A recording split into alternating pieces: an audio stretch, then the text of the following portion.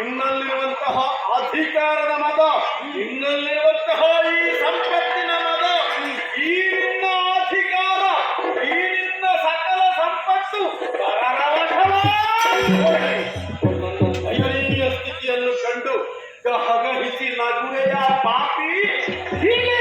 ನಗುತ್ತ ನೀನು ಹುಚ್ಚ ಇಷ್ಟು ಮಾತ್ರ